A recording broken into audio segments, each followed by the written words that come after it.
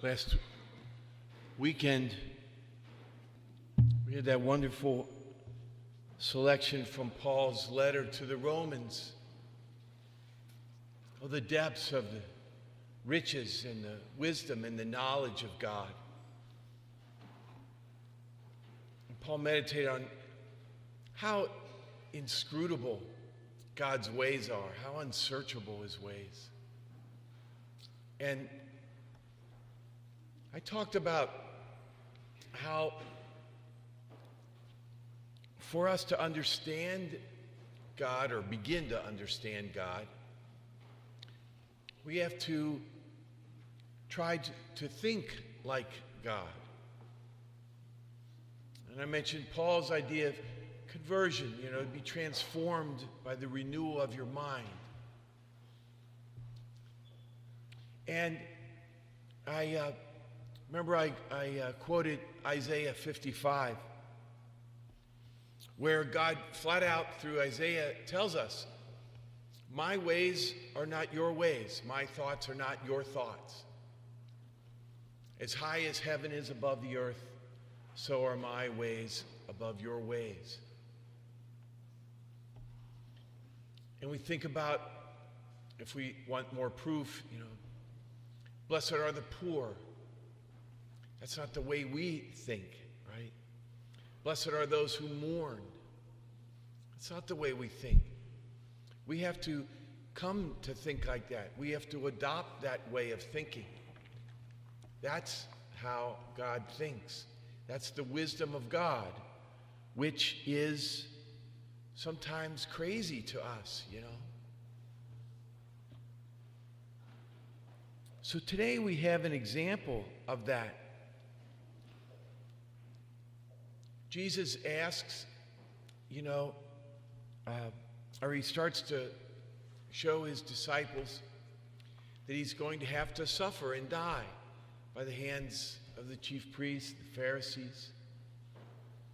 Peter pulls him aside and starts to remonstrate with him. No way, Lord, that can't happen to you. And then we hear the vehemence of this response of Jesus. Get behind me, Satan.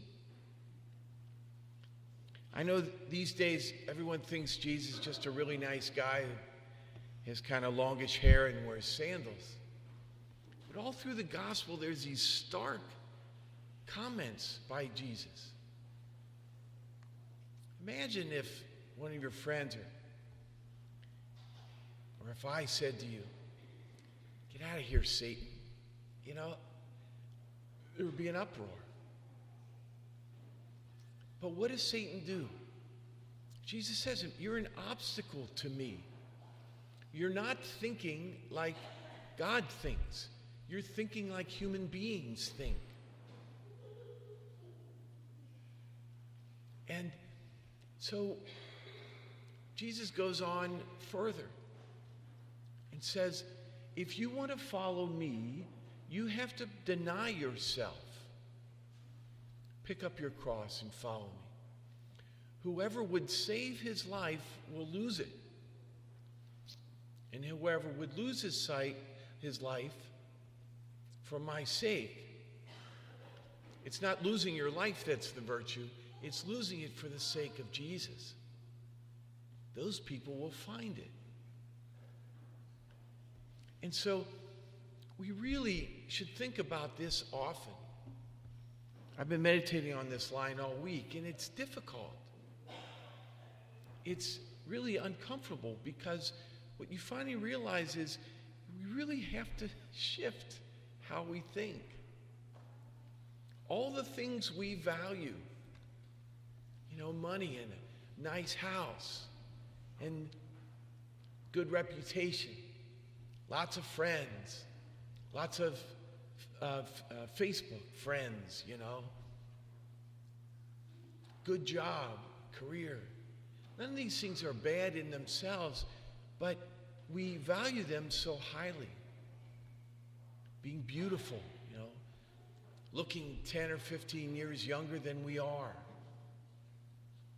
Even being healthy, mean, these are worth valuing, but they're not worth more than the life of our soul. And I was thinking of how often we do this. We don't deny ourselves. We make sure that we're taken care of first, you know. And what does it mean to deny ourselves? What does it mean to die to ourselves for Christ? It can mean a lot of things, and that's one of the things that each of us has to do. What is it? How do I hold on to my life and protect my life, even at the expense of my relationship with Jesus?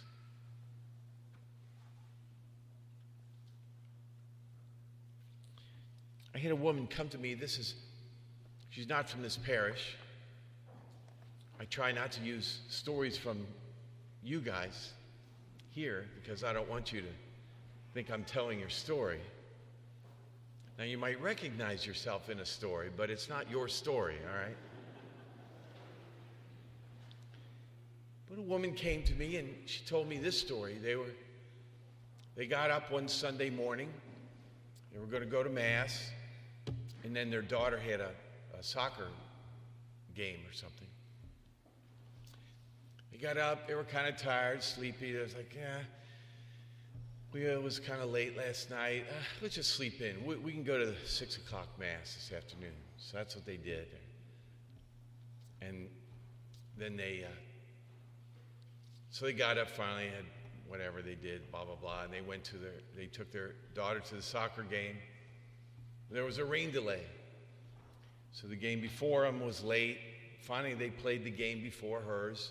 Another rain delay, waiting. Finally, they looked at their watch and were like, doesn't look like we're going to be able to get to Mass. It's interesting. They didn't say, wow, looks like you're not going to be able to play your soccer game today. But that's a lot of our mentality this day and age. So sure enough, by the time their daughter's game started, they were late and they didn't get to Mass. And I told her, I said, twice that day, you chose yourselves over God. Once when you wanted to sleep in a little longer, and once to make sure your daughter played her soccer game.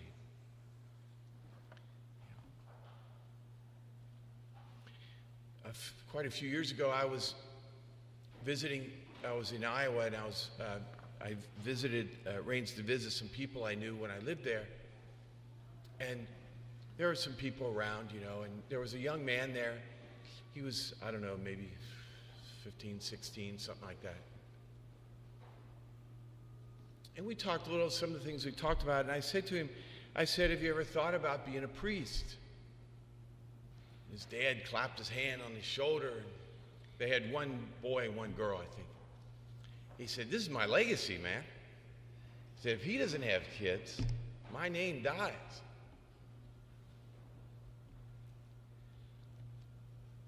Is that denying himself or not? Is he choosing his... I wonder what he would have thought if I would have said to him, get behind your son, Satan. You may be being an obstacle to this boy. I have no idea whether God wanted him to be a priest or not. But his father, in effect, was being a very big obstacle to this young man following his vocation, if he had one.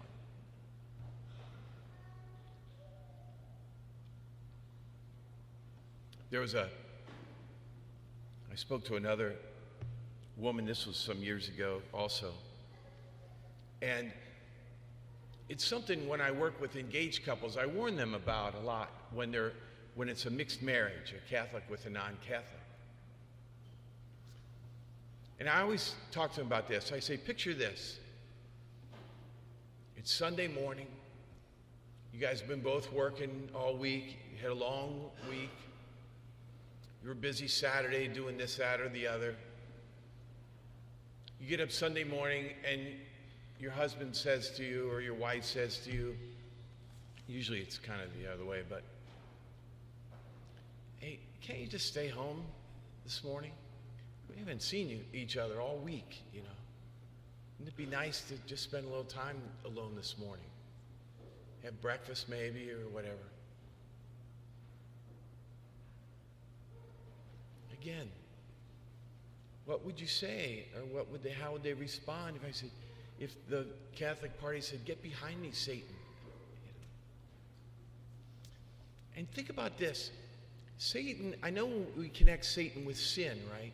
We always think, okay, well, it's a sin, they're not going to Mass or something. But even forget about that for a minute, the sinful part. What does Satan do? Satan either is an obstacle to good or tries to lure us away from the good, right? And so, forget whether or not it's a sin to go to Mass. We know it is. But in this larger context,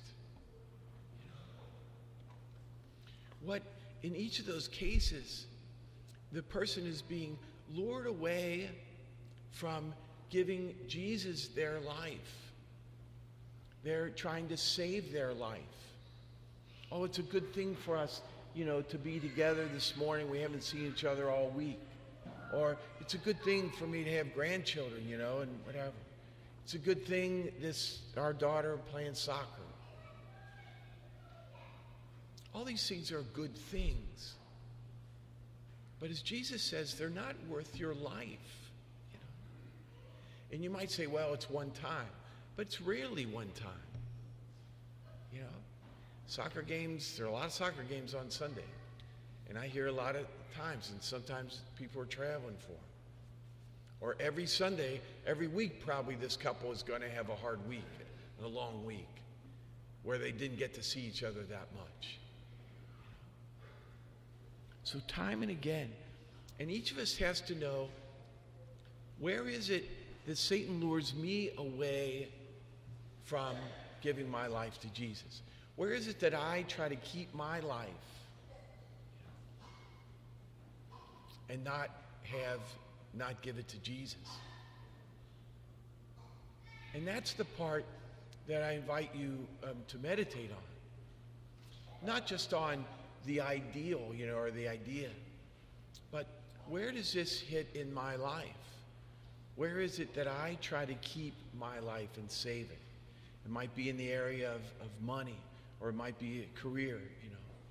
It might be the friends. Well, I want these friends, you know, so I don't want to make too much of my relationship with Jesus. All of us have some area where we try to hold on to our lives and save it. And that's precisely the area that Jesus is going to call us at, because he wants our life, not for himself, but for us. It's for our good. So we will have our life for eternity. This life passes away. It's the other life that lasts forever. And so which life do we want? And by letting go of this life for the sake of Jesus, we'll save our lives for eternity.